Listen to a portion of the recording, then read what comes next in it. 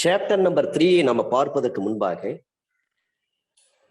Chapter number 2ல சில விஷயங்கள் நம்ம பார்த்திருக்கோம்.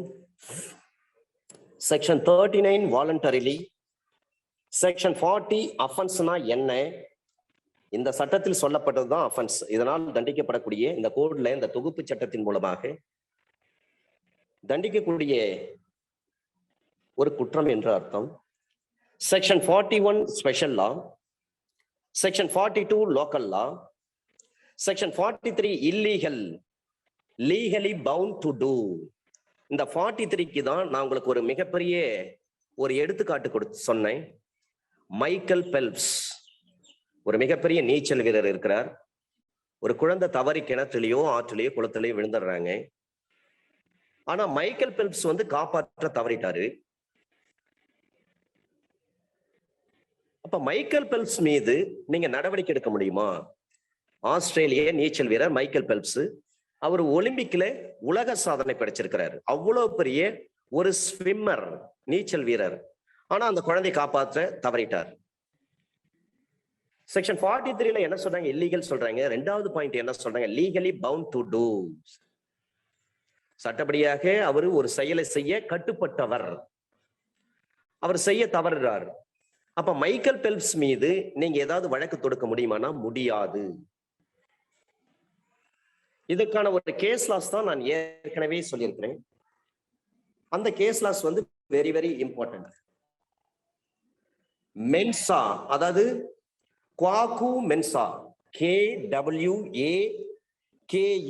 குவாகு Mensah, MENSAH, Kwaku Mensah versus King, AIR 1946, Privy Council, PC என்று சுருக்கமாக போட்டுக்கொள்ள வேண்டும். Privy Council, page number 20. Kwaku Mensah versus King, AIR 1946, Privy Council, page number 20. Privy Council தான் அப்போதைக்கு நமக்கு சுப்ரீம் கோர்ட் லண்டன்ல இருந்தது. அதன் பிறகுதான் 1937ஆம் ஆண்டு ரொம்ப சிரமப்படுறாங்க. கப்பல்ல பயணம் செய்கின்ற பொழுது பல வழக்கறிஞர்களுக்கு வாந்தி, பேதி, மயக்கம், உடல்நிலை சரியில்லாம போகுது. லண்டன் பிரிவி கவுன்சில கேஸ் நடத்திட்டு போறது மிகவும் சிரமமா இருக்கு.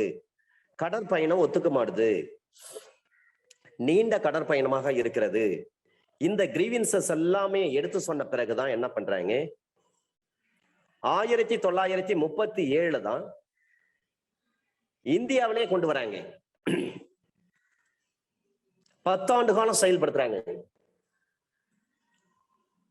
அந்த பிரிவி கவுன்சில் அங்க இருப்பதற்கு பதிலா அதே சுப்ரீம் கோர்ட்டுடைய பிரான்ச் எப்படி ஓபன் பண்றாங்களோ, மதுரை ஹைகோர்ட் பெஞ்ச் எப்படி இருக்கோ அதை போலவே இங்க வந்தாங்க. 10 ஆண்டு காலம் செயல்படுத்தினாங்க. அதை பிறகு பார்க்கலாம். செக்ஷன் 44ல இன்ஜுரினா என்ன? ஒருவருடைய உடலுக்கோ, மனதுக்கோ, பெயருக்கோ, புகழுக்கோ, அவருடைய சொத்துக்கோ ஏதேனும் பாதிப்பு ஏற்படுத்துவதுதான் இன்ஜரி. லா ஆஃப் டார்ட்ஸ் நம்ம படிச்சிருக்கோம். அதான் செக்ஷன் 44 IPC. செக்ஷன் 45 IPC, லைஃப்னா என்ன? உயிர் என்பது ஹியூமன் பீயிங் மட்டும்தான் பொருந்தும் பார்த்திருக்கிறோம். செக்ஷன் 46 டெத்னா என்ன? ஹியூமன் பீயிங் இறந்துட்டாங்க, அதான் டெத். செக்ஷன் 47 அனிமல்னா என்ன? Living creature other than a human being. மனிதர்கள் தவிர ஊர்ந்து செல்லக்கூடிய எந்த ஒரு ஸ்னைல் இருக்கு, அது ஊர்ந்து செல்லும். ஒரு கிரீச் இருக்கு, ஒரு அட்டை, அந்த அட்டைப்பூச்சி ஊர்ந்துதான் செல்லும். அது எல்லாமே அனிமல்ல வரும். செக்ஷன் 48 வெசல்னா என்ன? அப்போதைக்கு வெசல் பயன்படுத்தினாங்க. இது 1860ல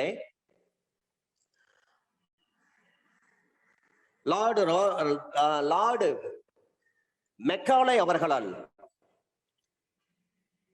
போர்மிங்டன் தாமஸ் மெக்காலே, அதான் அவருடைய நீண்ட பெயர். செக்ஷன் 49ல இயர்னா என்ன, மந்த்னா என்னன்னு சொல்லியிருக்காங்க. கிரிகோரியன் கேலண்டர் தான் நம்ம பயன்படுத்துறோம். கிரிகோரியன் என்ற ஒரு கிறிஸ்துவ பாதிரியார், அவரால் உருவாக்கப்பட்ட அந்த கேலண்டர் தான் நம்ம பயன்படுத்துறோம் இந்த நிமிஷம் வரலையும். அதுல சொல்லப்பட்டிருக்கக்கூடிய மாதம்னா என்ன, இயர்னா என்ன? அதான் பிரிட்டிஷ் காலண்டர் என்று சொல்வார்கள். செக்ஷன் 50 செக்ஷன் என்ன? இந்த தொகுப்பு சட்டத்துல இந்த சாப்டர்ல என்ன சொல்லப்பட்டிருக்கிறதோ அதுல என்ன டிஸ்டிங்கிஷ் பண்ணிருக்காங்களோ, வேறுபடுத்தி காட்டிருக்காங்களோ, பை ப்ரீஃபிக்ஸ்டு நியூமரல் ஃபிகர்ஸ், இதுதான் செக்ஷன் சொல்லியிருக்காங்க. மிக முக்கியமானது நம்ம இப்போ உள்ளே கடந்து செல்ல இருக்கிறோம். Section 51 oath. இந்த ஓத் இல்லாம எந்த ஒரு நீதி நிர்வாக முறையும் செயல்படுத்த முடியாது.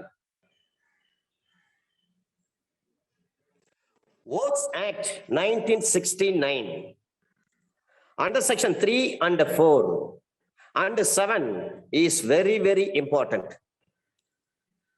DJ syllabusல Oaths Act இருக்கு, 1969 இருக்கிறது. Totally it is having 9 sections are there. ரொம்ப இன்ட்ரெஸ்டிங்கான ஒரு சட்டம் அது. அதுல very very standard authority H.H. Advani வழக்கு தான் மிக மிக முக்கியமான வழக்கு. அந்த ஆக்ட் எடுக்கிறப்ப நான் உங்களுக்கு சொல்லிக்கிறேன். செக்ஷன் 3ல என்ன சொல்லப்பட்டிருக்கு, செக்ஷன் 4ல வந்து who may be administer the oath. Section 7 very very important அந்த ஆக்ட்ல. அப்ப யார் அட்மினிஸ்டர் பண்ண முடியும், சத்திய பிரமாணத்தை யார் செய்து வைக்க முடியும்?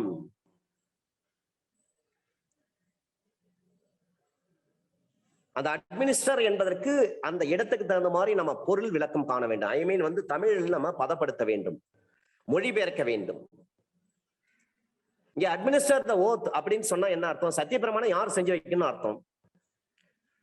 Administer poison by A to C அப்படின்னு சொல்றாங்க. A என்பவர் ஒரு விஷத்தை, ஒரு நஞ்சை C என்பவருக்கு ஊட்டினார். அந்த இடத்துல அட்மினிஸ்டர்னா என்ன அர்த்தம்? ஊட்டினார்னு அர்த்தம். அவருக்கு வாயில வைத்து அவர் குடிக்க வச்சாருன்னு அர்த்தம். இடத்துக்கு தகுந்த மாதிரி ஆங்கிலம் வந்து நம்ம மொழிபெயர்க்க வேண்டும். ஒரு நபரை யூ ஆர் வார்ம் வெல்கம்னு நம்ம அழைக்கிறோம். வார்ம் வெல்கம் என்ன அர்த்தம்? சரியா நீங்க தமிழ்ல டிரான்ஸ்லேட் பண்ணி பாருங்க, உங்களை சூடா வரவேற்கிறேன்னு அர்த்தம். ஏன்னா நமக்கு டிரான்ஸ்லேஷன் பேப்பர் ஒரு பேப்பர் இருக்கிறது, தமிழ்ல இருந்து இங்கிலீஷ், இங்கிலீஷ்ல இருந்து தமிழ். அதுக்காக தான் சின்ன சின்ன வார்த்தைகள் இடையில நான் செருகிறேன். எதுக்காக பிரிட்டிஷ்காரங்க அந்த வார்த்தை போட்டாங்க? யூரோப்பியன் கான்டினென்ட்ஸை பொறுத்தவரை குளிர் பிரதேசங்கள், அவங்களுக்கு பிடிச்சது என்னன்னா வெப்பம் தான் பிடிக்கும். அதனால்தான் அங்க இருக்கிற மனிதர்கள் பாத்தீங்கன்னா ஐரோப்பிய நாகரிகத்தை பொறுத்தவரை சாப்பிட்றப்ப எல்லாருக்கும் அந்த டைனிங் டேபிள்ல பாத்தீங்கன்னா ஒரு பக் என்ன வைன் இருக்கும். எதுக்காக அந்த வைன்? அவங்க குடிக்கிறதுக்காக குடிக்கிறது கிடையாது. அந்த தேசங்கள்ல இருக்கக்கூடிய அந்த குளிர் பிரதேசம், அவங்க வசிக்கக்கூடிய பகுதியெல்லாம் குளிர் பிரதேசம். உடம்புல நமக்கு 32 டிகிரி செல்சியஸ் வெப்பநிலை இருந்துட்டே இருக்கணும் ஒரு மனுஷனுக்கு.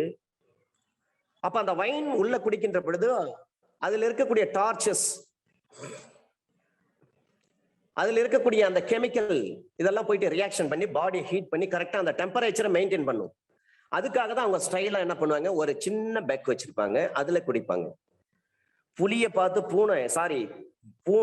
பார்த்து பூனை சூடு போட்ட கதைய நம்மால அதை பார்த்துட்டு இவர் பாட்டிலா குடிக்கிறாங்க. அதெல்லாம் ரொம்ப வருத்தமான ஒரு நிகழ்வு. அவங்க குடிக்கிறாங்கன்னு சொன்னா அவங்க குடிக்கணும்னு குடிக்கல, அவங்க வந்து they are not a drunkard, அவங்க குடிகாரம் கிடையாது.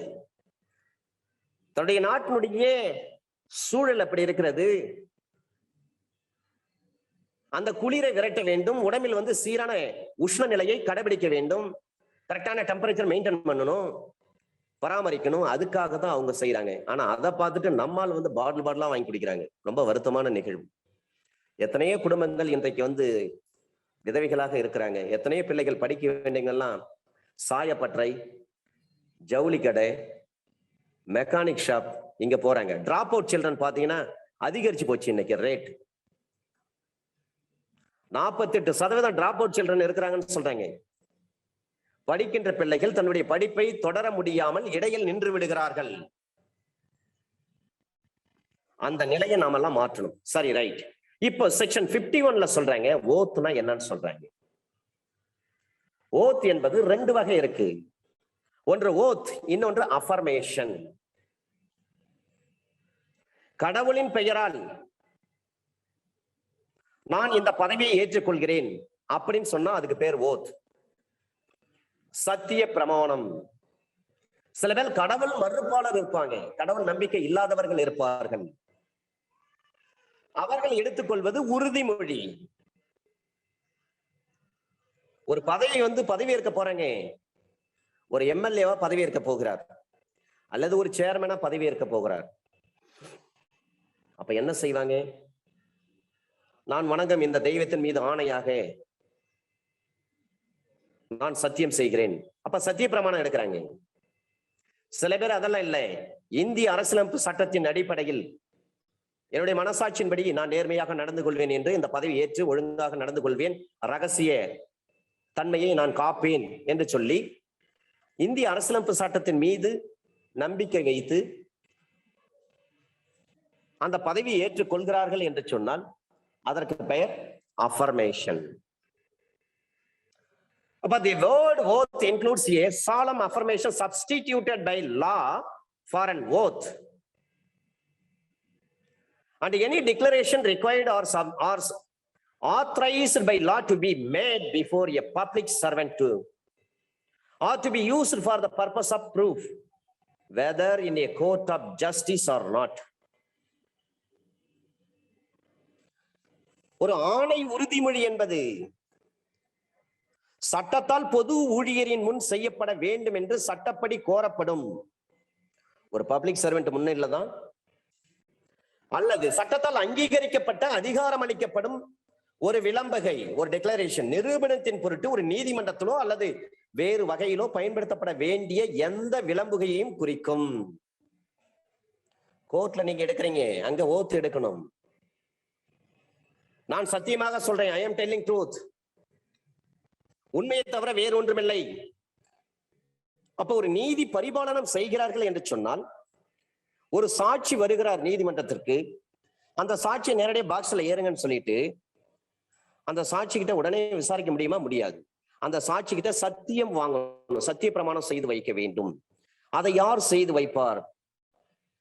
Judicial officer. இதை பற்றி எங்கே சொல்லப்பட்டிருக்கிறது? செக்ஷன் 4 ஆஃப் Oaths Act 1969 சொல்லப்பட்டிருக்கிறது. சத்திய பிரமாணத்தை யார் செய்து முடியும்? அதுல ஒரு கேட்டகரி ஆஃப் பீப்புள்ஸ் அங்க கொடுத்திருக்காங்க. சரிங்க, சத்திய பிரமாணம் பொது ஊழியர் தான் செய்யலாம் அல்லது கோர்ட்ல செய்யறாங்க, இட்ஸ் ஓகே. ஒரு குடியரசுத் தலைவருக்கு யார் சத்திய பிரமாணம் செய்து வைக்க முடியும்? Chief justice of India.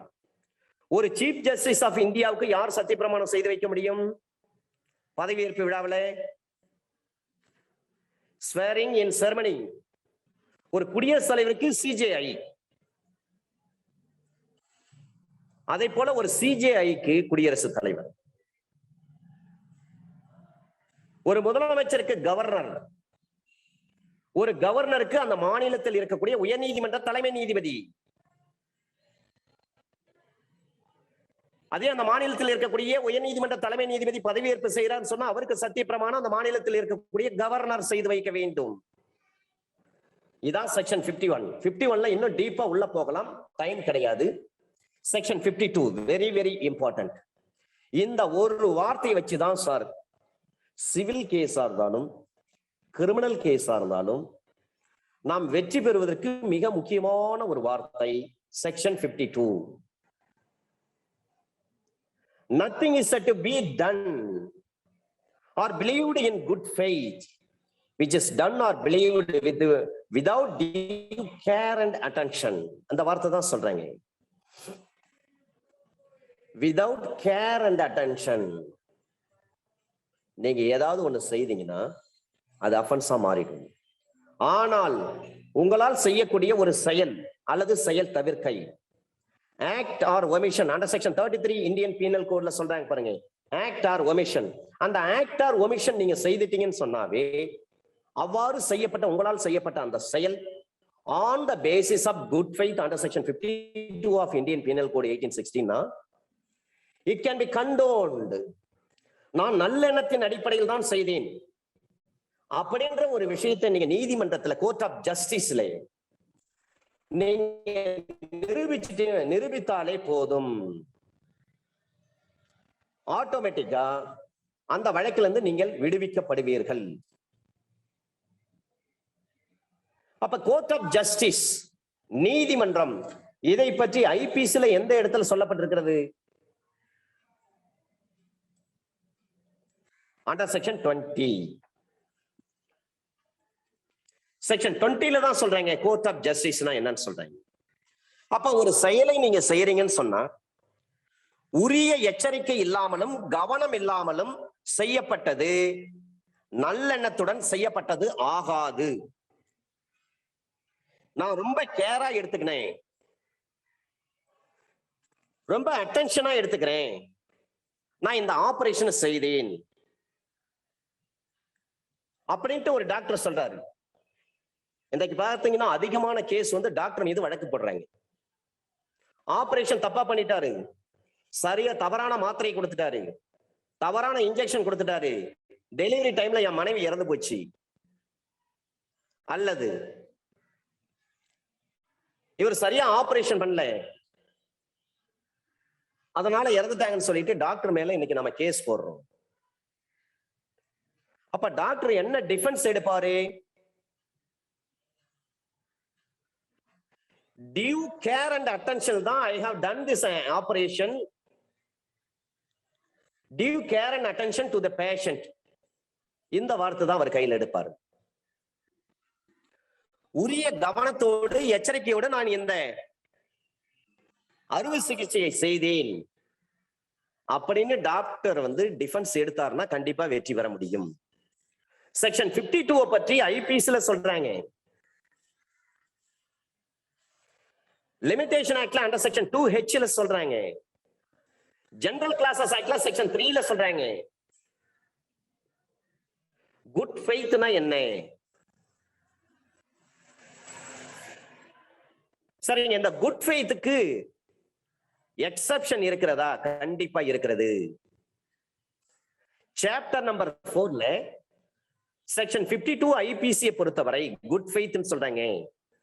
நல்லெண்ணம் என்றால் என்ன? உரிய எச்சரிக்கை இல்லாமலும் கவனம் இல்லாமலும் செய்யப்பட்டது நல்லெண்ணத்துடன் செய்யப்பட்டது கிடையாது. அப்ப செக்ஷன் 52 நம்ம படிக்கின்ற பொழுது limitation act under section 2H நாம படிக்கணும். General clauses act under section 3ல படிக்கிறோம். 3ல சப்செக்ஷனும் சேர்த்து படிக்கிறோம். அண்டர் செக்ஷன் 52 இந்தியன் பீனல் கோடையும் நாம் படிக்கிறோம். இதுல ஃபேமஸான கேஸ் வந்து இருக்கிறது.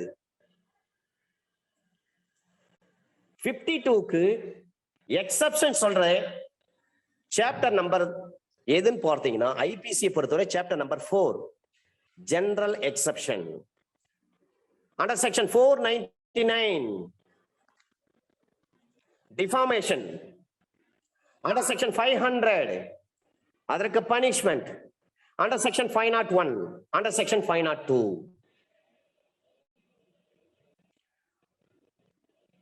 அந்த இடத்துல இது எக்ஸெப்ஷன். 499 ஐபிசி படிக்கிறீங்க. டிஃபைனிங் ஃபார் டிஃபார்மேஷன், அவதூறு என்பதற்கு விளக்கம். அண்டர் செக்ஷன் 500 அதுலதான் நம்ம என்ன பண்ணுவோம்? நடவடிக்கை எடுங்கன்னு சொல்லுவோம். முதலமைச்சரை குறித்து இந்த நபர் அவதூறாக பேசிவிட்டார், பிரதமரை குறித்து பேசிவிட்டார், குடியரசுத் தலைவரை குறித்து பேசிவிட்டார். செக்ஷன் 500ல பப்ளிக் ப்ராசிக்யூட்டர் கோர்ட் ஆஃப் செஷன்ல டிஸ்ட்ரிக்ட் கோர்ட்ல கேஸ் ஃபைல் பண்ணுவார். On behalf of government, the public prosecutor has to be filed a case under section 500 of IPC.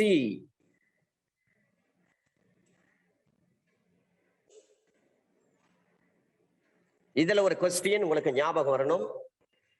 நேரடியா பப்ளிக் ப்ராசிக்யூட்டர் வந்து செக்ஷன் 500 ஐபிசில ஒரு டிஃபார்மேஷன் கேஸ் ஃபைல் பண்றாருன்னு சொன்னா அந்த வழக்கை மாவட்ட அமர்வு நீதிமன்றம் நேரடியாக டேக்கிங் காக்னிசன்ஸ் முடியுமா? ஒரிஜினல் ஜூரிஸ்டிக்ஷன் செஷன்ஸ் கோர்ட்டுக்கு இருக்கிறதா? ஒரு கேள்வி. ஒரிஜினல் ஜூரிஸ்டிக்ஷன் செஷன்ஸ் கோர்ட்டுக்கு கிடையாது. அண்டர் செக்ஷன் 193 CRPC படி.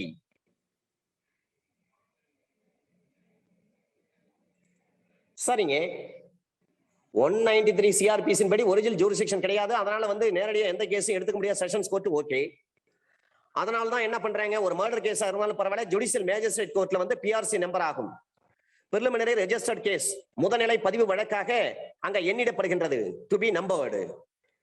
அங்க எல்லா கேஸும் வந்த பிறகு எல்லாருக்கும் அங்க ஒரு காப்பீஸ் கொடுப்பாங்க. கொடுத்துட்ட பிறகு என்ன பண்ணுவாங்க, இந்த கேஸ் அடுத்த வாய்தா வந்து மாவட்ட அமர்வு நீதிமன்றத்தில் நடைபெறும், நீங்கள் அங்கே ஆஜராக வேண்டும் என்று சொல்லி ஜுடிஷியல் மேஜிஸ்ட்ரேட் என்ன பண்றாரு, டைரக்ஷன் கொடுப்பார், நீங்க போயிட்டு அங்க ஆஜராகுங்க.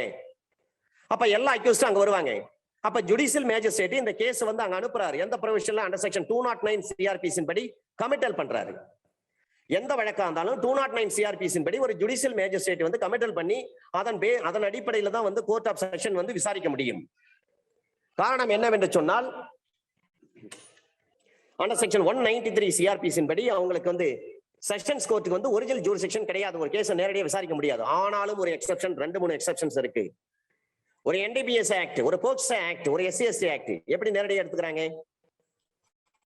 இது சம்பந்தமாக ஜுடிஷியல் எக்ஸாம்ல நிறைய கேள்விகள் கேட்கப்பட்டிருக்கு, திரும்ப திரும்ப கேட்கப்பட்ட கேள்வி. அதுக்காக தான் இவ்வளவு நேரம் அந்த விஷயத்தை சொல்றேன். அண்டர் செக்ஷன் 199 சப்செக்ஷன் 2 ஆஃப் சிஆர்பிசின் படி அங்கே ஒரு எக்ஸெப்ஷன் கொடுத்திருக்கிறாங்க. அந்த வழக்குகளை நேரடியாக எடுத்து செக்ஷன்ஸ் கோர்ட் விசாரிக்க முடியும். நீங்க 193 பார்க்காதீங்க, 199 சப்செக்ஷன் 2 ஆஃப் சிஆர்பிசி பாருங்க அப்படின்னு சொல்றாங்க. சரிங்க, இதையெல்லாம் பார்க்கணும்னு சொன்னா சுப்ரீம் கோர்ட் இருக்கு, ஜட்ஜ்மெண்ட் கொடுத்திருக்காங்களா? ஜட்ஜ்மெண்ட் கொடுத்திருக்காங்க.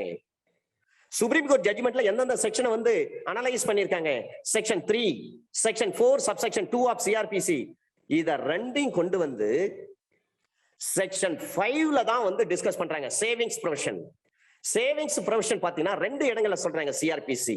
செக்ஷன் 5ல சொல்றாங்க, அதற்கு அடுத்து செக்ஷன் 429 நினைக்கிறேன், அதுல சொல்றாங்க. அப்ப செக்ஷன் 5ஐயும் செக்ஷன் 4 சப்செக்ஷன் 2 ஆஃப் சிஆர்பிசியும் செக்ஷன் 3 இந்த 3 சட்ட பிரிவுகளையும் உச்சநீதிமன்றம் ரொம்ப டீப்பா அனலைஸ் பண்ணி தான் அதை சொல்றாங்க. சொல்லிட்டு என்ன சொல்றாங்கன்னா, செஷன்ஸ் கோர்ட் இந்த கேஸை நேரடியாக எடுத்துக்கலாம்னு சொல்றாங்க. ஏடிஜேவும் அந்த கண்ட்ரோல்ல வருதுன்னு சொல்றாங்க. At the same time ADJ யாருடைய கண்ட்ரோல்ல இருக்கிறாங்கன்னு சொல்றாங்க பாத்தீங்கன்னா, சப்ஜெக்ட் ரேங்க் ஏசிஏடைய ரேங்க் அதில் தான் கொண்டு வராங்க. அதை கொண்டு வந்துட்டு தான் ஒரு வார்த்தையை பதிவு செய்யறாங்க உச்சநீதிமன்றம். அடிஷனல் செஷன்ஸ் ஜட்ஜாக இருந்தாலும் கூட அவர் டிஸ்ட்ரிக்ட் செஷன் ஜட்ஜுக்கு கட்டுப்பட்டவர் தான்.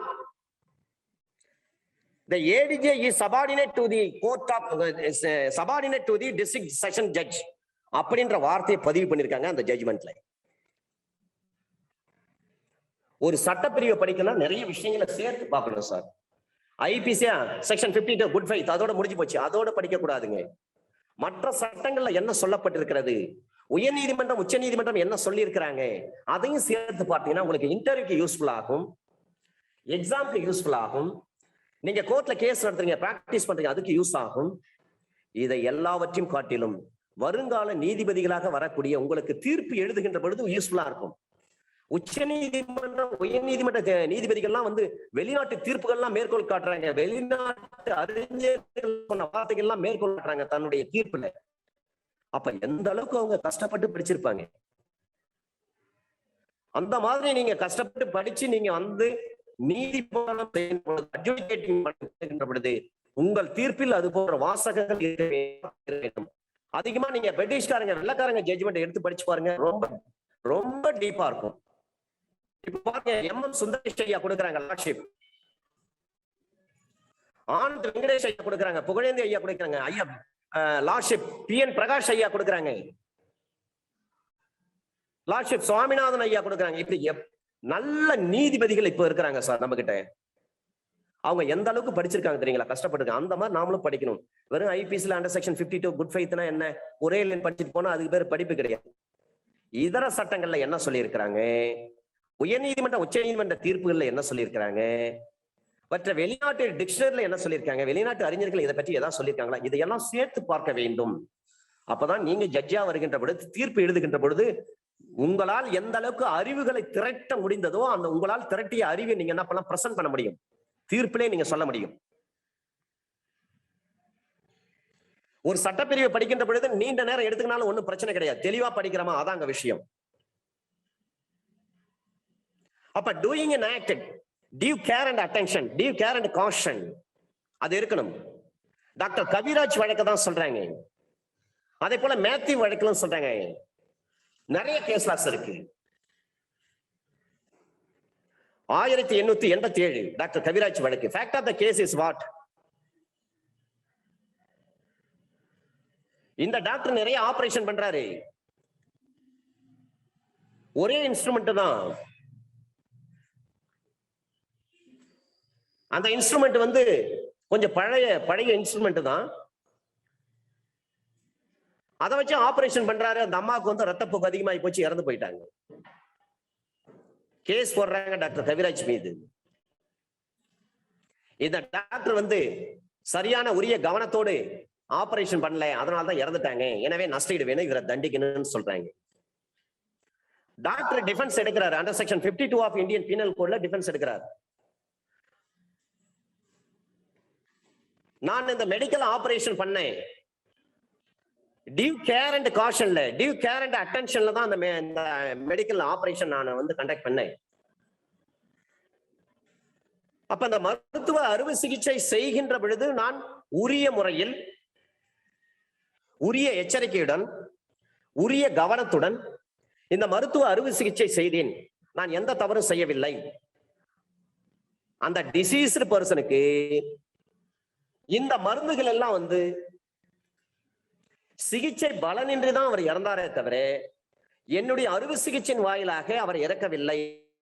நான் அறுவை சிகிச்சை செய்கின்ற பொழுது உரிய எச்சரிக்கையுடனும் உரிய கவனத்துடன் செய்தேன் அப்படின்னு டாக்டர் கவிராஜ் சொல்றாங்க. அப்ப டிஃபென்ஸ் எடுத்த பிறகு இதை விசாரித்த நீதிமன்றம் அந்த இன்ஸ்ட்ருமெண்ட், மெடிக்கல் இன்ஸ்ட்ருமெண்ட் கொண்டு வராங்க. அது பழைய இன்ஸ்ட்ருமெண்ட். எனவே ஒரு ஆபரேஷன் பண்றாங்கன்னு சொன்னா எல்லாமே பெர்ஃபெக்டா இருக்கணும். ஒரு கிளவுஸ்ல இருந்து அவங்க உடுத்துக்கிற உடை, கிரீன் உடை இருக்கு பாருங்க, அது முதற்கொண்டு, லைட் முதற்கொண்டு, கரண்ட் முதற்கொண்டு, கரண்ட் ஆபரேஷன் பண்ணுகின்ற பொழுது ஜெனரேட்டர் ஓடிட்டே இருக்கும். திடீர்னு ஆபரேஷன், முக்கியமான ஹார்ட் ஆபரேஷன் பண்றாங்க, கரண்ட் தான், கரண்ட் நம்பி தான் பண்ண முடியும். திடீர்னு பவர் கட் ஆயிடுச்சுன்னா என்ன பண்ண முடியும்? பாடி வந்து ஓபன் பண்ணிட்டாங்க, ஹார்ட்ல கையை வச்சிட்டு இருக்காங்க, உள்ள அங்க டச் பண்றாங்க, அந்த நேரத்துல கரண்ட் நின்று போச்சு. அப்ப அந்த ஹாஸ்பிட்டல் மேனேஜ்மெண்ட் என்ன பண்ணணும்? அதுக்காக தான் ஆபரேஷன் பண்றப்ப ஜெனரேட்டர் ஓடிட்டே இருக்கும். டீசல் வீணானாலும் பரவாயில்ல, ஜெனரேட்டர் ரன்னிங்ல இருக்கும். ஏன்னா மனித உயிர் மிக முக்கியமான, விலை மதிப்பற்றது. அப்ப நீதிமன்றம், இதை விசாரித்த நீதிமன்றம் அந்த வெப்பனை எடுத்து காட்டுறாங்க. அந்த மெடிக்கல் இன்ஸ்ட்ருமெண்ட் இது பழைய இன்ஸ்ட்ருமெண்ட், இது வந்து துருபிடிச்சிற அளவுக்கு இருக்கிறது. இதை வைத்து நீங்க ஆபரேஷன் பண்ணீங்க, நீங்க உரிய கவனத்தோடு உரிய எச்சரிக்கையோடு நீங்க ஆபரேஷன் பண்ணீங்க, அந்த பேஷண்ட்டுக்கு வந்து சிகிச்சை பலன் அளிக்கல, அதனால தான் இறந்துட்டாங்க நீங்க சொல்றது. இந்த டிஃபென்ஸ் வந்து எங்களால ஏற்றுக்கொள்ளப்பட முடியாது.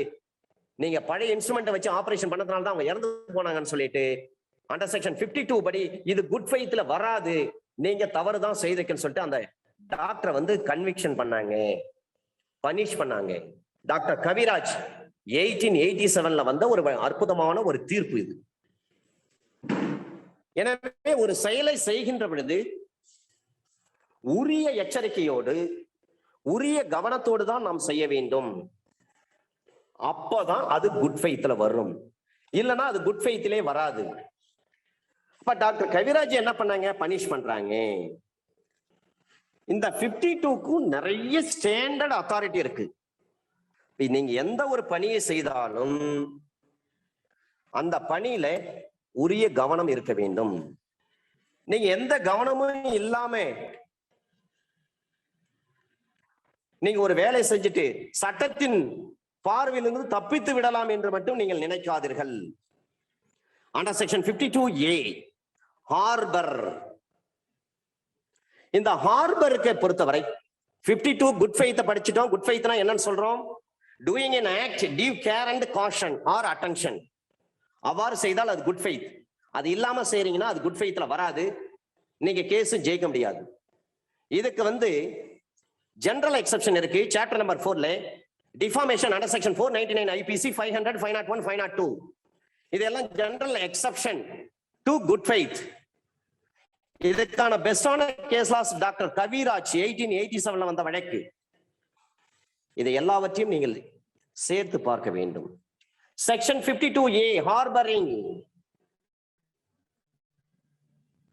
ஹார்பரிங்னா ஒரு நபர் வந்து ஒரு தப்பு பண்ணிட்டு வந்துட்டாருன்னா அவருக்கு வந்து நம்ம என் வீட்டுல தங்கிக்க, என் இடத்துல இருந்துங்க, நான் பாத்துக்கிறேன், போலீஸ் வந்தாலும் யார் வந்தாலும் நான் பாத்துக்கிறேன் அப்படின்னு சொல்லி அடைக்கலம் கொடுப்பது, புகலிடம் அளிப்பது.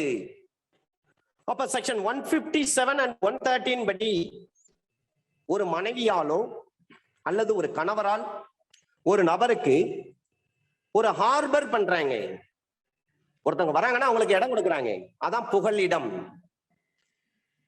நீங்க அங்க இருக்கக்கூடிய ஹார்பர் பார்க்காதீங்க. ஒரு கப்பல் இந்திய கப்பலோ அல்லது வெளிநாட்டு கப்பலோ ஒரு இடத்துல இருந்து இந்திய துறைமுகத்துக்கு வராங்கன்னு சொன்னா அந்த கப்பலுக்கு நாம இடம் அளிப்பது. நீங்க இங்க வந்து லேண்ட் பண்ணீங்க, நீங்க இங்க நிறுத்திக்கலாம், ஸ்டே பண்ணலாம் உங்க கப்பலை.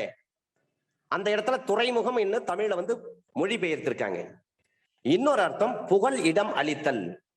புதுசா ஒரு இடத்துக்கு நம்ம இடத்துக்கு வராங்கன்னா வாங்க நிறுத்திங்க, நீங்க எல்லா வேலையும் முடிச்சுட்டு அதன் பிறகு நீங்க கிளம்பி போலாம் அப்படின்னு சொல்லிட்டு இடம் அளிக்கிற பாருங்க, அதுதான் ஹார்பர், புகலிடம் அளித்தல்.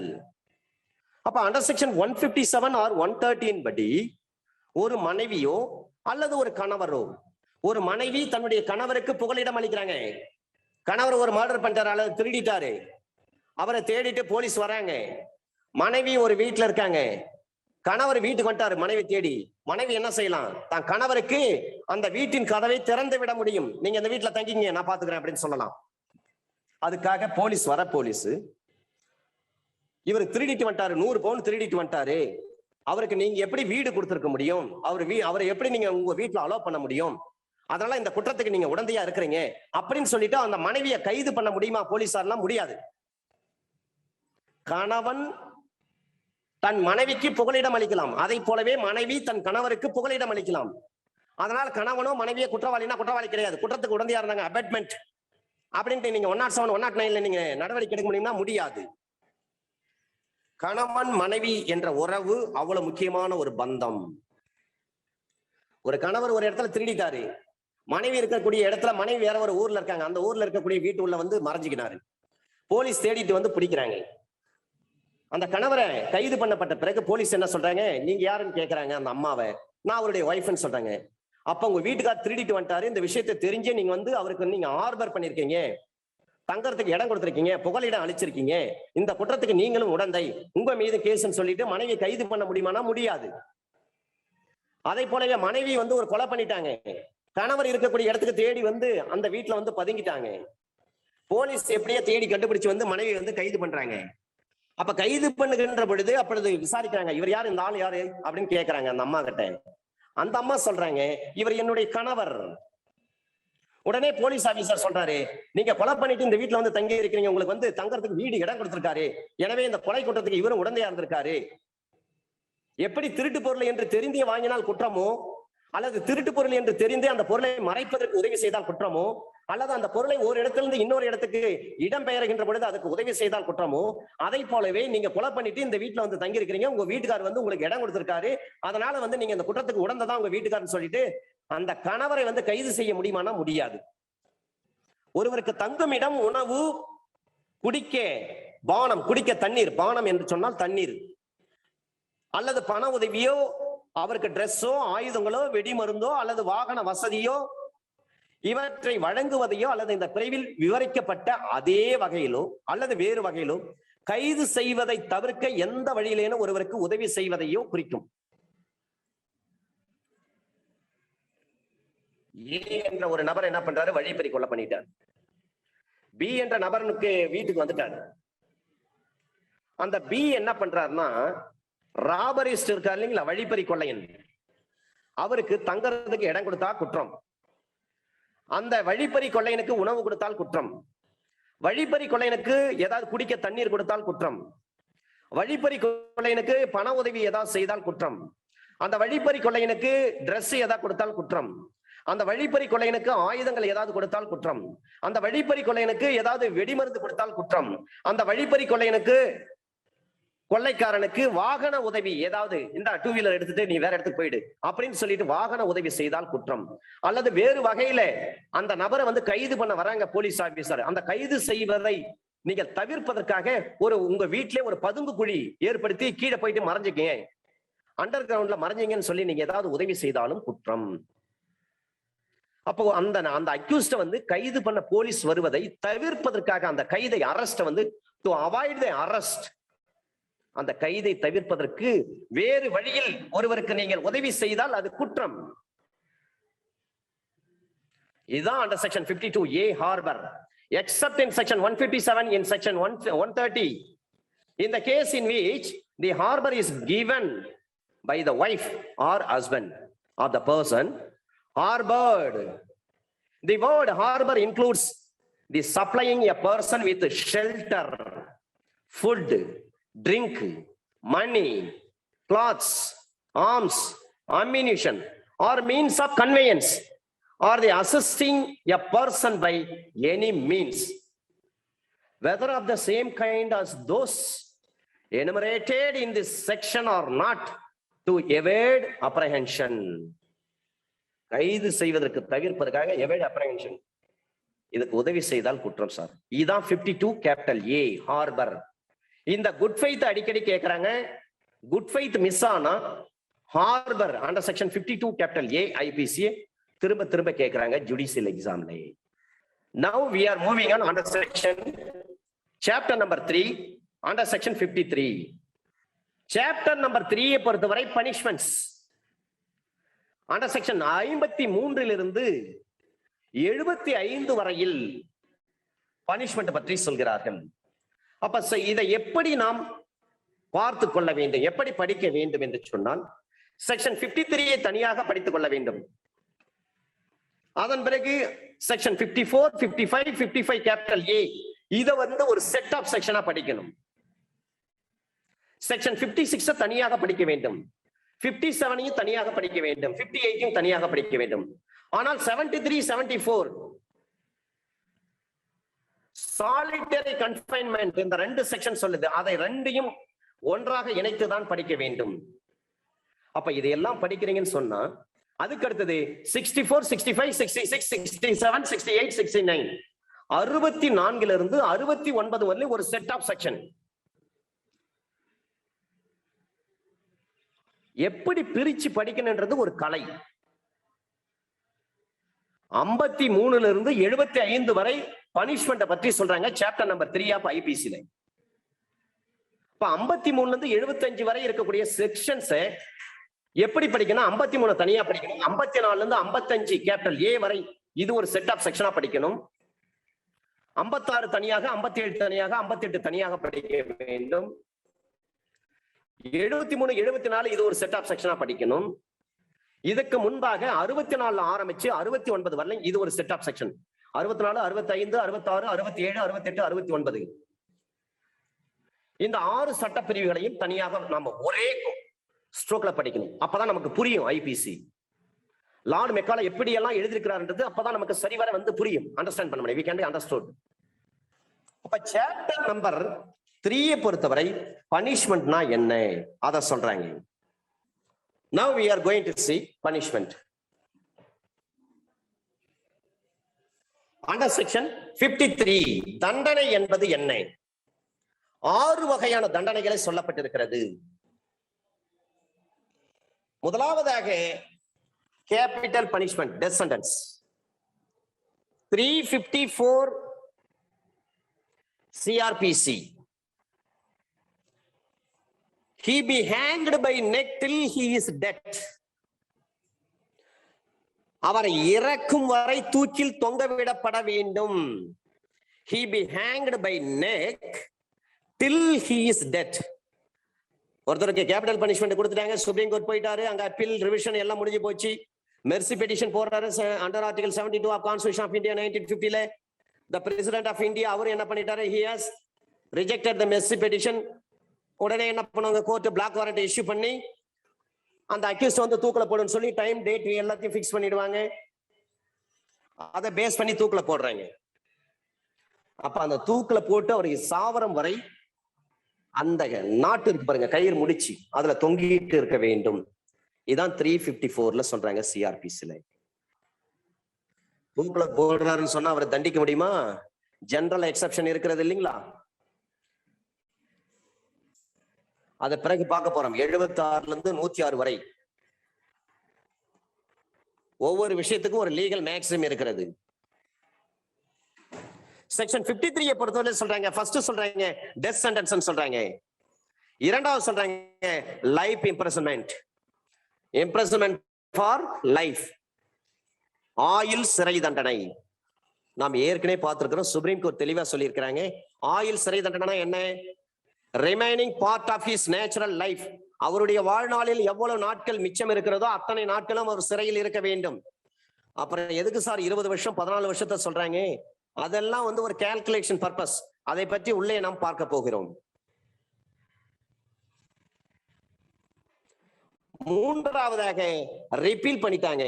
நான்காவதாக இம்ப்ரெசன்மென்ட் which is of two descriptions, namely rigorous, that is with hard labor.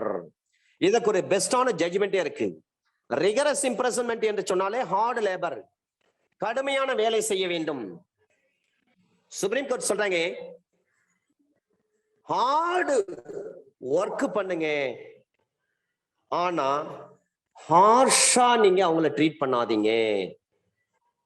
Rigorous இம்ப்ரெசன்மென்ட் கொடுத்துட்டாங்கன்னு சொல்றதுனால ஹார்ட் ஒர்க் பண்ணலாம், கல்லு உடைக்கலாம், மரம் அறுக்கலாம், எல்லா வேலையும் செய்யலாம், கடுமையான வேலை செய்யலாம், தவிர அவர்களை ஹார்ஷா ட்ரீட் பண்ணாதீங்க. சுப்ரீம் கோர்ட் ஜட்ஜ்மெண்ட் இருக்கு. பிறகு சொல்றேன் அந்த ஜட்ஜ்மெண்ட். நான் இந்த ரிகரஸ் இம்ப்ரெசன்மென்ட்னாவே ஸ்டாண்டர்ட் அத்தாரிட்டி அந்த அத்தாரிட்டி தான். இதுல ரெண்டாவது வகையை சொல்றாங்க சிம்பிள் இம்ப்ரெசன்மென்ட். வெறும் காவல் சிறை தண்டனை, கடுங்காவல் சிறை தண்டனை. கடுங்காவல் சிறை தண்டனை rigorous imprisonment. Rigorous imprisonment means hard labour. ஜெயில போனா கடுமையான வேலை செய்யறவங்க தான் ஹார்ட் லேபர், ரிகரஸ் இம்ப்ரெசன்மென்ட். அப்ப சிம்பிள் இம்ப்ரெசன்மென்ட்னா வெறுங்காவல் சிறை தண்டனை. நான்காவதாக ஃபர்ஃபீச்சர் ஆஃப் ப்ராப்பர்ட்டி, ஒரு சொத்தை நம்ம பறிமுதல் செய்தல். Under section 14 subsection 4 of Tamil Nadu prohibition ஆக்ட்ல என்ன பண்றாங்க? கள்ளச்சாராயம் கடத்துறீங்கன்னு சொல்லிட்டு ஒரு சொத்தை பறிமுதல் பண்றாங்களா இல்லைங்களா? செக்ஷன் 41 அதான சொல்றாங்க, செக்ஷன் 51 அதான சொல்றாங்க, 49 capital A and 49 capital B அதான சொல்றாங்க. நோட்டீஸ் கொடுக்கணும்னு சொல்றாங்களா ஓனர் ஆஃப் த ப்ராப்பர்ட்டிக்கு ப்ரோ ஆக்ட்ல? தமிழ்நாடு ப்ராஹிபிஷன் ஆக்ட் நம்ம படிச்சிருக்கோம் இல்லைங்களா? தமிழ்நாடு மது ஒழிப்பு சட்டம் 1937 அதுல சொல்றாங்க. அப்ப ஒரு சொத்தை பறிமுதல் செய்வது, எவ்வாறு பறிமுதல் செய்ய முடியும்? அந்த சொத்து ஒரு குற்றத்தில் ஈடுபட்டு இருந்தால் பறிமுதல் செய்யலாம். ஆறாவதாக ஃபைன் இம்போஸ் பண்ணலாம். இந்த 6 விஷயங்களை பற்றி தான் IPC chapter number 3 under section 53 சொல்லியிருக்கிறாங்க. முதல்ல டெத் சென்டென்ஸ், இரண்டாவது லைஃப் சென்டென்ஸ், லைஃப் இம்ப்ரெசன்மென்ட், மூன்றாவது ரிப்பீல், நான்காவது பாத்தீங்கன்னா இம்ப்ரெசன்மென்ட் 2 வகையா பிரிக்கிறாங்க. ஒன்று rigorous imprisonment. Rigorous imprisonment means hard labour தான், ஹார்ஷ் லேபர் கிடையாது.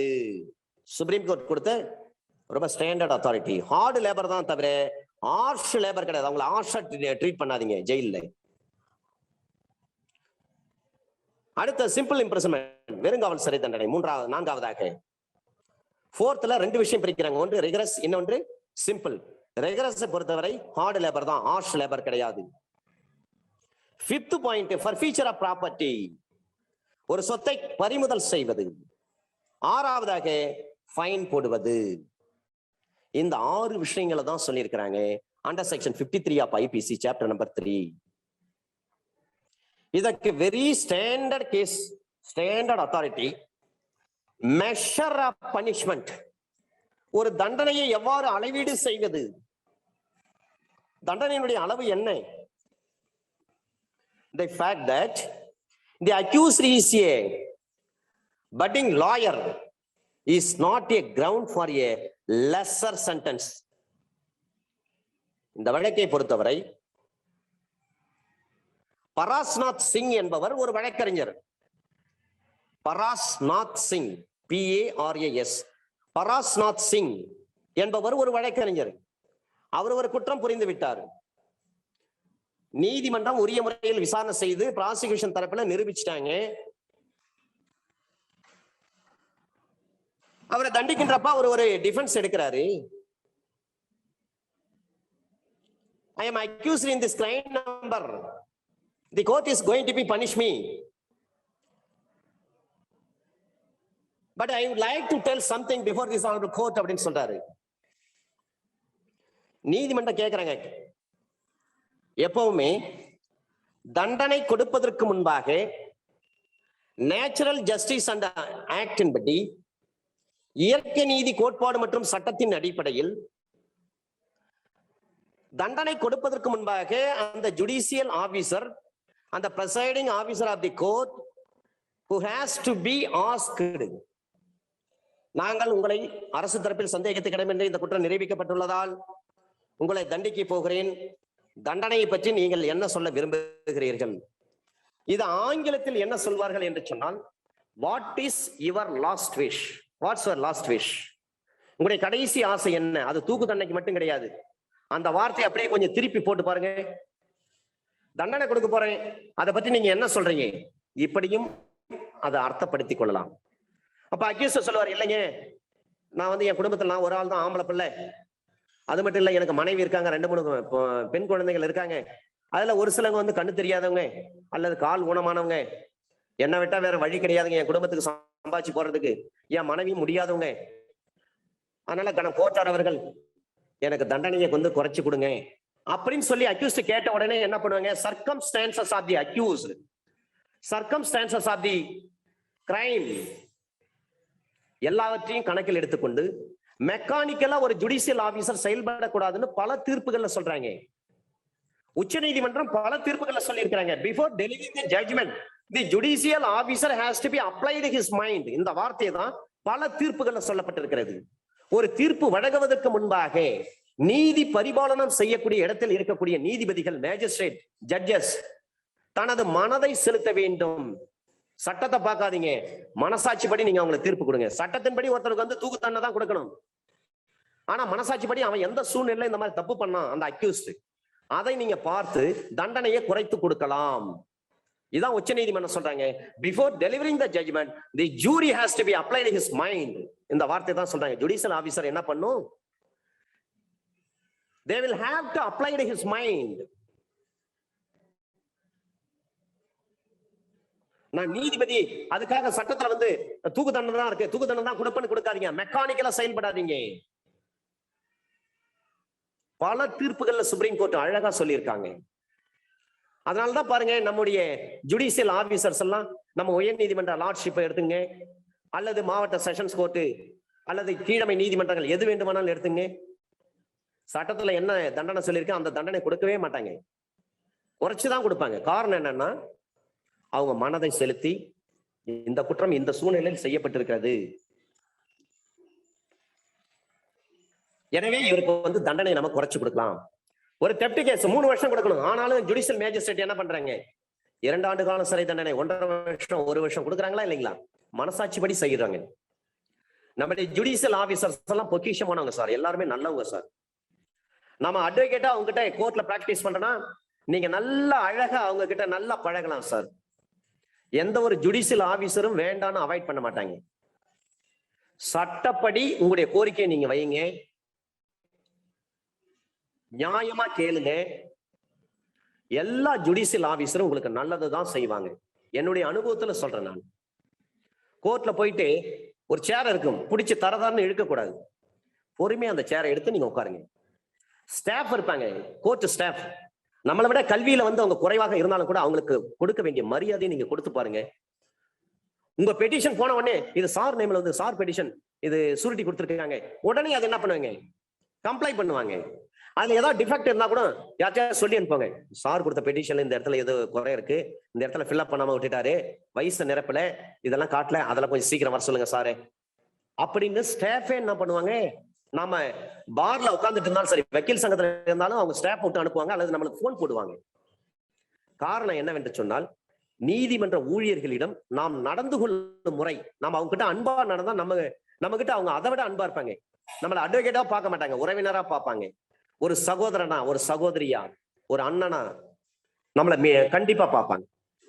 இதெல்லாம் நாம் நடந்து கொள்ளும் முறையில் இருக்கிறது.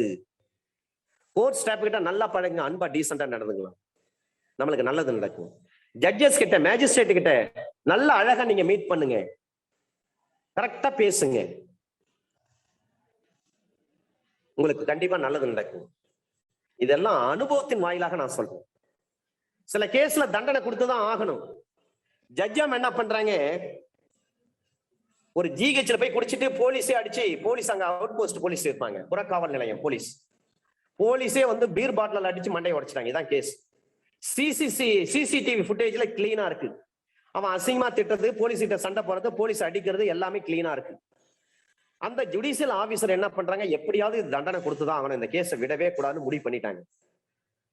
என்னுடைய ஜூனியர் தான் நான் நடத்த சொன்னேன், ஜூனியர் நடத்துறாரு. அவர் கேட்கிறாரு, நான் ஏதாவது மிஸ்டேக் பண்ண, எந்த மிஸ்டேக் இருந்தாலும் பரவாயில்ல, கடைசி நேரத்தில் நான் அதை வந்து ரெக்டிஃபை பண்ணிடுவேன், சரி பண்ணிடுவேன், தைரியமா நடத்துங்கன்னு சொல்றேன். கேஸ நடத்துறாரு. எல்லாமே நம்ம லீகல் பாயிண்ட் எல்லாமே கொடுத்துட்டோம், ஒன்னும் பிரச்சனை இல்லை. ஆனா ஒரே ஒரு சிசிடிவி ஃபுட்டேஜ் மட்டும் கிளீனா மாட்டிச்சு. அந்த சிசிடிவி ஃபுட்டேஜ் வச்சு கண்டிப்பா தண்டனை கொடுத்தாங்கன்ற முடிவுக்கு 100% வந்துட்டாங்க. ஜுடிஷியல் மேஜிஸ்ட்ரேட் அம்மா வந்துட்டாங்க, தண்டனை கொடுக்கணும்னு முடிவு பண்ணிட்டாங்க. ஆனாலும் தண்டனை கொடுக்க மாட்டாங்கன்ற ஒரு நம்பிக்கை எங்களுக்குள்ள இருந்தது. காரணம் என்னவென்று சொன்னால், கோர்ட்ல நாங்க அந்த அளவுக்கு நடந்துப்போம். சில பேர் பல சீனியர்களை பாருங்க, கோர்ட்டினுடைய என்ட்ரன்ஸ் கேட்ல என்ன பண்ணுவாங்க, ஒரு வணக்கத்தை வைப்பாங்க கீழே குனிஞ்சு. நாம நினைப்பேன், என்ன வந்து இவ்வளவு பெரிய சீனியரு கோர்ட் உள்ள என்ட்ரி ஆகுறாரு, அந்த கேட்டு கிட்ட போயிட்டு ஒரு வணக்கம் வச்சுட்டு வராரு அப்படின்னு நாம நினைப்போம். அவர் அதை கோர்ட்டா பார்க்கல, அந்த பிரிமிசஸ் அவர் வந்து கோர்ட்டா பார்க்கல, அவரு ஒரு புனிதமான இடமா பார்க்கிறார். அந்த சீனியர் உள்ள கோர்ட் உள்ள வராங்க, என்ட்ரன்ஸ்ல உள்ள நுழைவதற்கு முன்பாக வெளியிலே ஒரு வணக்கம் வைப்பாங்க. சேர்ல உட்கார்றதுக்கு முன்னாடி ஒரு பெரிய வணக்கம் வச்சுட்டு ஒரு 10-20 செகண்ட் தலை குனிஞ்சு வணக்கம் வச்சுட்டு அதன் பிறகுதான் உட்காருவாங்க. அதனுடைய அர்த்தம் வந்து மேஜிஸ்ட்ரேட்டுக்கு வணக்கம் வைக்கிறாங்க, ஜட்ஜிக்கு வணக்கம் வைக்கிறாங்கன்னு நினைக்காதீங்க, நீதிக்கு தலை வணங்குறாங்க. நீதிமன்றத்தை ஒரு புனிதமான இடமாக அவர்கள் கருதுகிறார்கள். கோர்ட்டுக்கு வந்தாதான் சார் என் வீட்டுல இன்னைக்கு சாப்பாடு, நான் அட்வொகேட்டா இருக்கிறதுனால கோர்ட்டுக்கு வரலாம், எனக்கு யாராவது ஃபீஸ் கொடுப்பாங்களா, என்னை யாருன்னு வக்கீல் நம்புவாங்களா? அப்ப கோர்ட்டை எப்படி நாம கருத வேண்டும், ஒரு புனிதமான இடமாக கருத வேண்டும். நீங்க எல்லாம் வருங்கால நீதிபதிகளா ஆக போறீங்க, வருங்கால ஜட்ஜஸ், ஏபிபி, டிஜே ஆக போறீங்க. கோர்ட்டை வந்து நீங்க எப்படித்தான் டீல் பண்ணணும், கோர்ட்டுக்கு அந்த பில்டிங்க்கு நீங்க மரியாதை கொடுக்க வேண்டும்.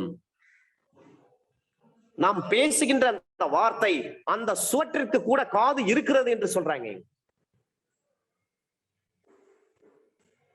கோர்ட்டை நல்லா அப்ரிஷியேட் பண்ணுங்க சார், கோர்ட் உங்களை அப்ரிஷியேட் பண்ணுங்க சார். இந்த வழக்குல 2-3 வாய்தா தள்ளி வச்சுட்டாங்க. ஆனா ஓப்பன் கோர்ட்ல சொன்ன கன்விக்ஷன் தான், மாற்றமே கிடையாது. இவனை விட்டா சரிபட்டு வராது. அதான் போலீஸே அடிச்சிருக்கானோ, சிசிடிவி கேமராவில் அந்த அளவுக்கு பதிவாயிருக்கு, அசிங்கமா திட்டிருக்கானோ, அது வந்து ஒரு கவர்மெண்ட் ஹாஸ்பிட்டல்ல அதெல்லாம் முடியாதுன்னு சொல்றாங்க. அப்புறம் அவங்களுக்கு மனசாட்சி, அடுத்த வாய்தா, இந்த மாதிரி 2-3 வாய்தா தள்ளி வச்சுட்டாங்க.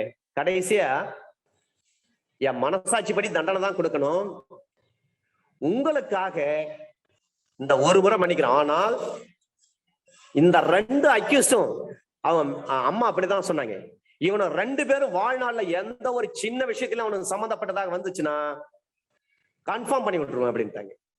கடுமையான வார்னிங். ஒரு தண்டனை கொடுக்க வேண்டிய ஒரு வழக்குல கூட அந்த நீதிமன்றத்துல அந்த வழக்கறிஞர் எப்படி நடந்துக்கிறார்னு பொறுத்து அந்த வழக்கறிஞருடைய நன்னடத்தை, அவர் இந்த அளவுக்கு நல்லா நடந்துக்கிறாரு, பாவம் அவர் கேஸ்ல கன்விக்ஷன் கொடுத்துட்டா அவர் பேர் கெட்டு போயிடும், அவருக்கு வர வேண்டிய கேஸ் கூட வராம போயிடும், இந்த வக்கீல்கிட்ட போனா தண்டனை வாங்கி கொடுத்தான்னு தப்பா போயிடுன்னு சொல்லிட்டு வழக்கறிஞருடைய நலனை கருத்தில் கொண்டு அந்த வழக்குல விடுதலை பண்றாங்க.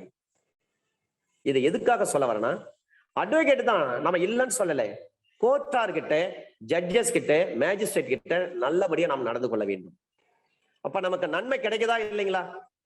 மனசாட்சிப்படி தண்டனை கொடுக்க வேண்டிய வழக்குல வக்கீல் முகத்துக்காக நான் வந்து வேற வழி இல்லாம செய்யறேன், அடுத்த முறை இவனு 2 பேரும் நான் எங்கேயும் பார்க்கவே கூடாது அப்படின்னு சொல்றாங்க. ஓப்பன் கோர்ட்ல சொல்றாங்க. இந்த மாதிரி பல நீதிபதிகள் இருக்கிறாங்க. மனசாட்சிப்படி வக்கீலுக்காக சில பேர், வக்கீல் நல்லா இருக்கட்டும், ஒண்ணு இல்லைங்க, ஒரு தீபாவளியோ அல்லது பொங்கல் நேரத்துல பாத்தீங்கன்னா காலையில அரெஸ்ட் ஆயிருப்பான்ல, நேற்று தான் அரெஸ்ட் ஆயிருப்பான் ஒரு பெரிய கேஸ்ல. நாங்கெல்லாம் செஷன்ஸ் கோர்ட், ஹைகோர்ட்ல எல்லாம் நாங்க பெயில் பெட்டிஷன் போட்டுட்டு என்ன சொல்லுவோம்னா, டிஜே கிட்டயோ அல்லது லார்ட்ஷிப் கிட்டயோ சொல்லுவாங்க, என்னங்க இவ்வளவு பெரிய அஃபென்ஸ் 2 நாள் கூட இல்ல, அதுக்குள்ளே வந்து பெயில் கேக்குறீங்களே. அப்ப நம்ம டிஜே கிட்ட எப்படி அப்ரோச் பண்ணும், லார்ட்ஷிப் கிட்ட எப்படி அப்ரோச் பண்ணும்? மை லார்ட், நாளைக்கு தீபாவளி, அவன் வெளியில வந்தாதான் வக்கீல் வீட்டுல தீபாவளி கொண்டாட முடியும். இல்ல எங்களுடைய பையனுக்கோ பொண்ணுக்கோ ஸ்கூல் ஃபீஸ் கட்ட முடியும். நாங்க மெரிட்ல பேசல, ஐயா கிட்ட ஒப்படைச்சிட்டோம், ஐயா பார்த்து செய்யுங்க, ஒரே லைன் முடிச்சிருவோம். இந்த தீபாவளி, பொங்கல், இந்த மாதிரி ஃபெஸ்டிவல் சீசன்ல சில நேரங்கள்ல அக்யூஸ்ட் பாத்தீங்கன்னா சில கோர்ட் நாம்ஸ் எல்லாம் வச்சிருப்பாங்க, 10 நாள் 15 நாள் 7 நாள் அப்படின்னு. எந்த நாம்ஸும் நம்ம பேசக்கூடாது, எந்த மெரிட்டையும் பேசக்கூடாது.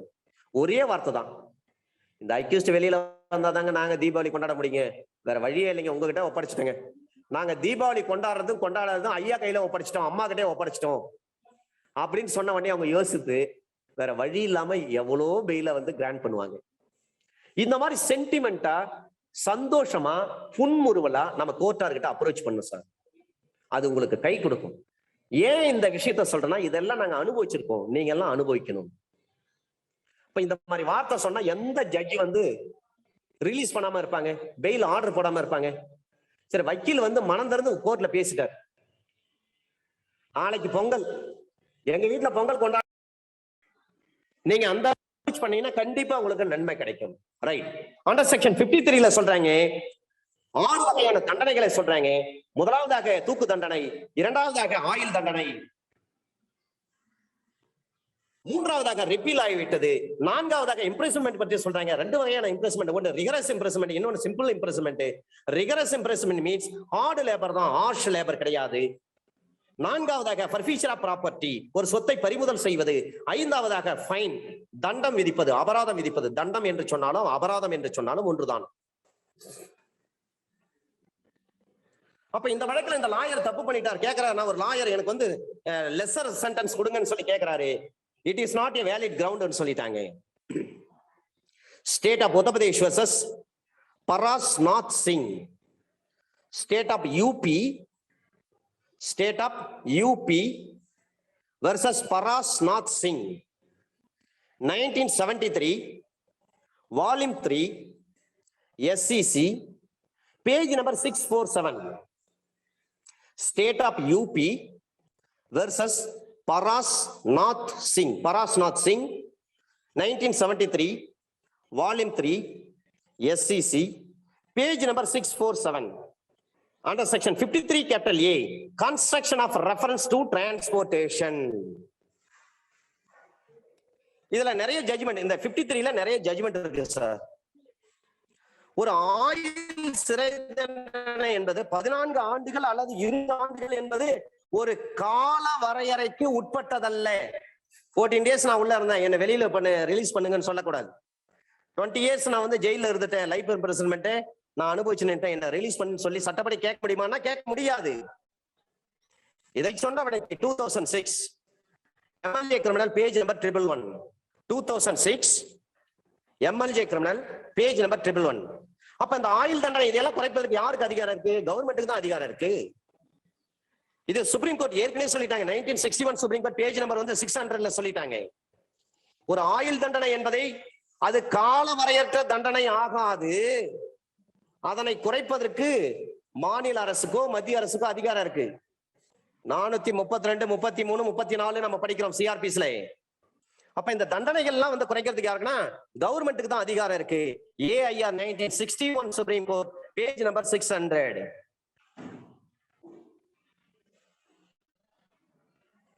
சரிங்க, ஆயுள் சிறை தண்டனை ரிகரஸ் இம்ப்ரிசன்மென்ட் தான். எந்த ஜட்ஜ்மென்ட்ல சொல்லிருக்காங்க? ஆயுள் சிறை தண்டனை என்பது life imprisonment is, life imprisonment means rigorous imprisonment. அதை சொன்ன வழக்கு AIR 1983 supreme court page number 855. Life imprisonment means rigorous இம்ப்ரிசன்மென்ட்.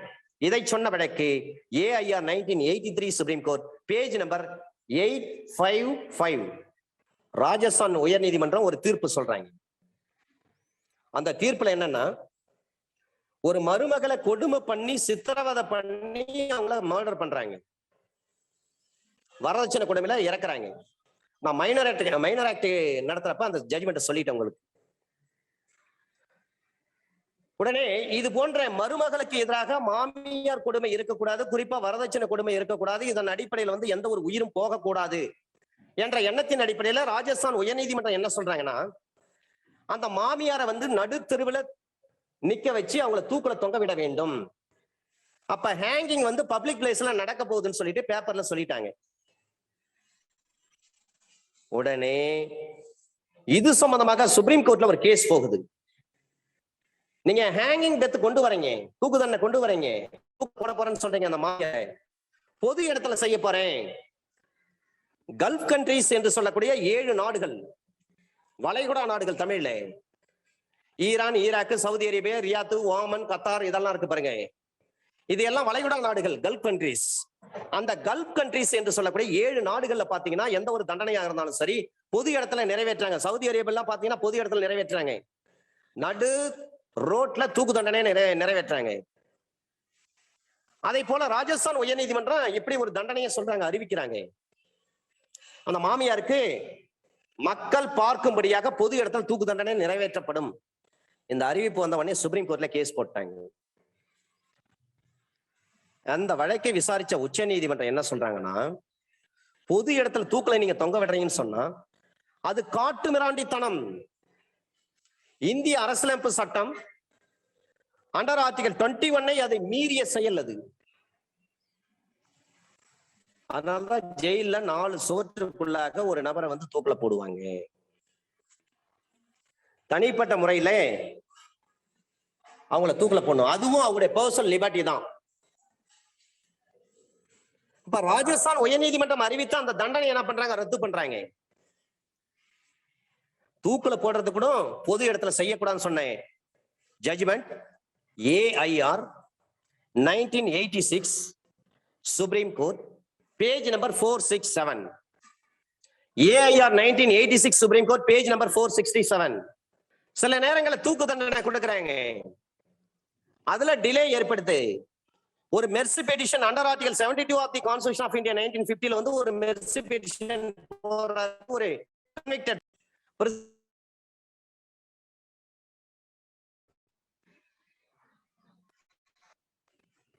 அதன் அடிப்படையில் தூக்கு தண்டனை என்ன பண்ணலாம், அவரை விடுதலை செய்யலாம். பல தீர்ப்புகள் இருக்கிறது, நான் பிறகு சொல்றேன் உங்களுக்கு. 72 எடுக்கிறப்ப நான் உங்களுக்கு நிறைய தீர்ப்பு ஜட்ஜ்மெண்ட்ஸ் கொடுக்கிறேன். அப்ப காலதாமதம் இருக்குது. மரண தண்டனை நிறைவேற்றுவதில் காலதாமதம் ஏதேனும் ஏற்பட்டால், if there is any delay to execute the death sentence, அப்ப அந்த தண்டனை என்ன ஆகும், ஆட்டோமேட்டிக்கலா அந்த தண்டனை வந்து that imprisonment has to be converted into life. அந்த மரண தண்டனை என்பது ஆயுள் தண்டனையாக அத மாறும். AIR 1989 supreme court page number 2299. அப்ப மரண தண்டனையை வந்து நிறைவேற்றுவதில் ஏதேனும் காலதாமதம் இருந்தால் அந்த மரண தண்டனையை ஆயுள் தண்டனையாக மாற்ற முடியும். AIR 1989 supreme court page number 2299. ஒரு ஸ்டாண்டர்ட் அத்தாரிட்டி ஒன்னு இருக்கு, AIR 1971 supreme court page number 2162. இந்த அத்தாரிட்டியில என்ன சொல்றாங்கன்னா, தண்டனை அளிக்கின்ற பொழுது அந்த வழக்கின் சங்கதிகளை கவனத்தில் எடுத்துக்கொள்ள வேண்டும். மெக்கானிக்கலா செயல்படாதீங்க. ஜுடிஷியல் ஆபீசரா இருந்து கொண்டு, மேஜிஸ்ட்ரேட்டா, ஜட்ஜா இருந்து கொண்டு அந்த வழக்கினுடைய சூழ்நிலை என்ன, A என்பவர் B என்பவர் கொலை பண்ணிட்டாரு. ஏன் கொலை பண்ணாரு? அங்க சடன் அண்ட் கிரேவ் ப்ரொவோகேஷன் இருந்ததா? அல்லது A என்பவருடைய மனைவியையோ மகளையோ B என்பவர் பாலியல் பலாத்காரத்தில் திடீரென ஈடுபட்டாரா? அல்லது A என்பவரை B என்பவர் கத்தியால் குத்த வந்தார், வேற வழி இல்ல, A என்பவர் தடுத்து அந்த B கிட்ட இருந்த கத்தியை புடுங்கி B குத்திட்டார் A. அப்ப அந்த சூழ்நிலை எல்லாம் பார்க்கணும். சூழ்நிலை பார்த்துட்டு தான் தண்டனை கொடுங்க. A என்பவர் B கத்தியால குத்திட்டாருன்னா உடனே A என்பவருக்கு தூக்கு தண்டனை கொடுத்துறாதீங்க. என்ன காரணத்தின் அடிப்படையில், எந்த சூழ்நிலையில் அந்த சம்பவம் நடந்தது, அதை கருத்தில் கொண்டுதான் நீங்கள் தீர்ப்பு வழங்க வேண்டும். AIR 1971 supreme court page number 2162. சில பேர் லைஃப் இம்ப்ரிசன்மென்ட், நான் 14 வருஷம் உள்ள இருந்துட்டேங்க, என்ன வந்து விடுதலை பண்ணுங்க அப்படின்னு சொல்லி சட்டப்படி ஏதாவது கேட்க முடியுமானா முடியாது. AIR 1983 supreme court page number 855. 14 years சொன்னவனே நம்ம உள்ள படிக்க போறோம். செக்ஷன் 55 எல்லாம் படிக்க போறோம். IPC AIR 1983 Supreme Court page number 855 under section 53 capital A, construction of reference to transportation, நாடு கடத்துதல், அதை பற்றிய குறிப்பின் பொருள்கோள் என்பதை பற்றி இந்திய தண்டனை சட்டத்தால் விதிக்கக்கூடிய தண்டனையாகும். ஒரு காலகட்டத்தில் நாடு கடத்துவாங்க. சுதந்திரத்துக்காக போராட்ட சுதந்திர போராட்ட தியாகிகள், ஃப்ரீடம் ஃபைட்டர், அவங்களை என்ன பண்ணுவாங்க? செல்லுலார் சிறைக்கு கொண்டு போவாங்க. அந்தமான் கொண்டு போயிட்டு செல்லுலார் சிறைச்சாலைன்னு ஒரு படம், நடிகர் பிரபு, மோகன்லால் 2 பேர் சேர்ந்து நடிச்சாங்க.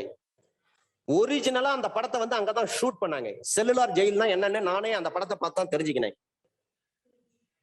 அவ்வளவு கொடூரமான ஒரு செல், மிக உயர்ந்த மதில் சுவர், குறுகிய இடத்துல தான் வந்து எழுந்திருச்சு நிக்க முடியாது. 6 அடி உயரமே இருக்காது. 3 அடி 4 அடிக்குள்ளதான் இருக்கும். குனிஞ்சுக்கின்னு தான் போக முடியும். ஒரு மனுஷன் எழுந்துச்சு நிக்கவே முடியாது. அந்த மாதிரி எத்தனை வருஷம் நம்மளால வந்து ஏஞ்சி நிக்க முடியாம இருக்க முடியும்? நார்மலா நம்ம உயரம் வந்து சராசரியா 5 அடினா 5 அடிக்கு நம்ம ஏஞ்சி நின்னா தானே நம்மளுக்கு சுதந்திரம். ஆனா செல்லுலார் ஜெயில அந்த மாதிரி கிடையாது. அவ்வளவு கொடூரமான ஒரு சிறைச்சாலையாக வச்சிட்டு இருந்தாங்க. காரணம் என்னவென்று சொன்னால், சுதந்திர போராட்டத்துக்கு போராடக்கூடிய கடுமையான வீரர்களை கொண்டு போயிட்டு அங்கே அடைத்து அவங்களுடைய சுதந்திர தன்மையை, அவங்க மனதில் இருக்கக்கூடிய சுதந்திர வேட்கையை குறைக்க வேண்டும். அவங்களுடைய போராட்ட குணத்தை, போர் குணத்தை குறைக்க வேண்டும். போராட்ட உணர்வை மழுங்கடிக்க செய்ய வேண்டும்.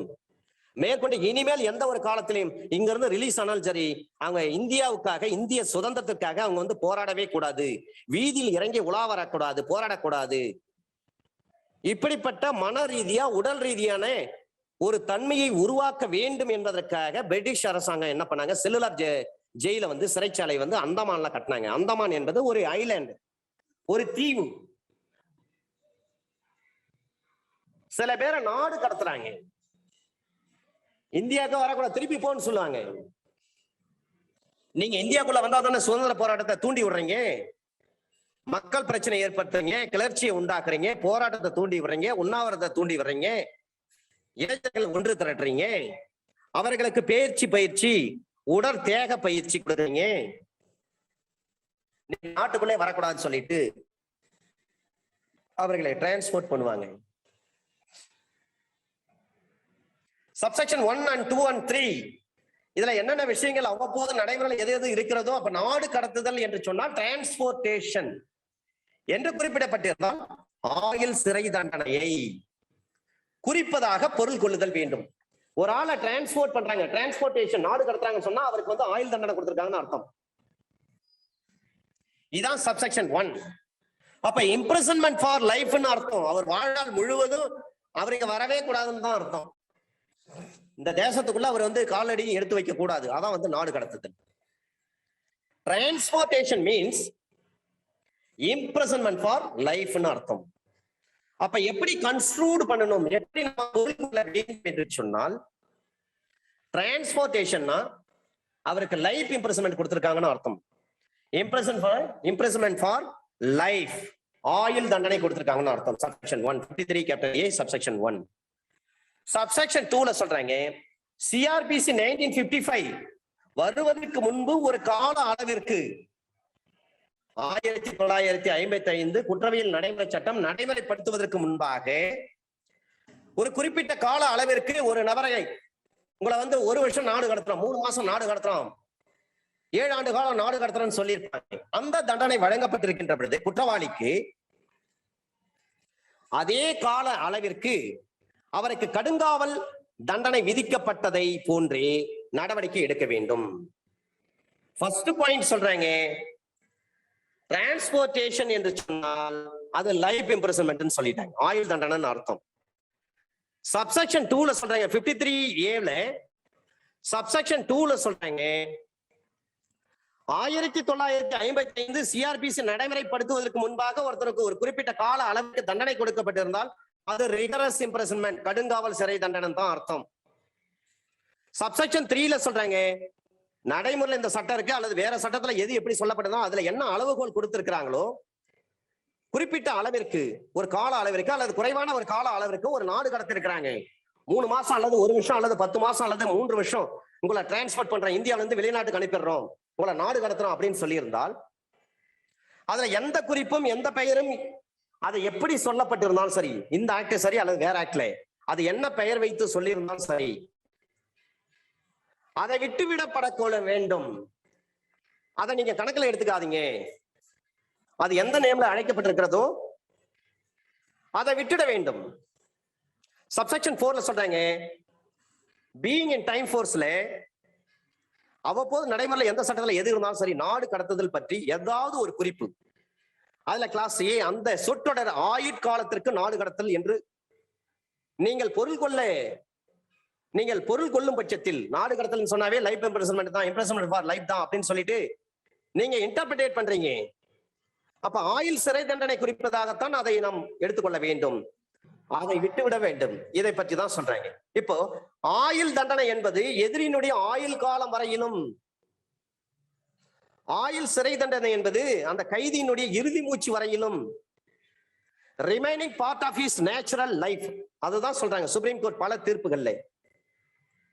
AIR 1976 supreme court page number 1552 AIR 1976 supreme court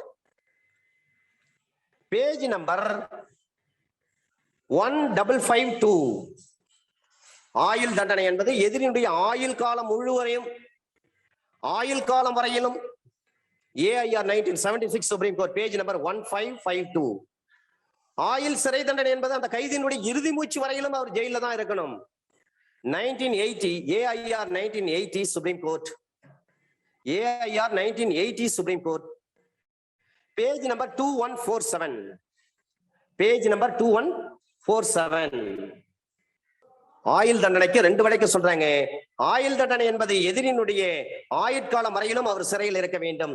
AIR 1976 supreme court page number 1552. 2வது ஜட்ஜ்மெண்ட் சொல்றாங்க, ஆயுள் சிறை தண்டனை என்பது அந்த கைதியினுடைய இறுதி மூச்சு வரையிலும் அவர் ஜெயில தான் இருக்கணும். இதை சொன்ன வழக்கு AIR 1980 supreme court page number 2147.